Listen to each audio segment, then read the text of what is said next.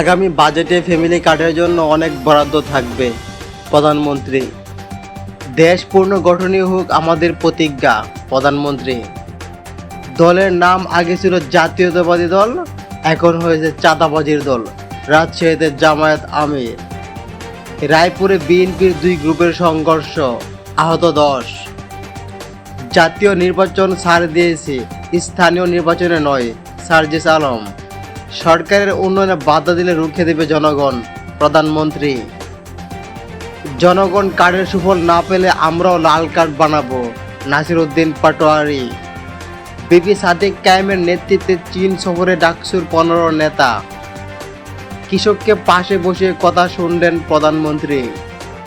BCB নির্বাচনের তফসিল ঘোষণা, 7 জুন নির্বাচন।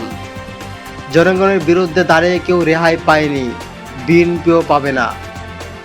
অতীতের মেয়র কাউন্সিলররা জনগণের স্বাস্থ্য সুরক্ষার পরিকল্পনা নেয়নি।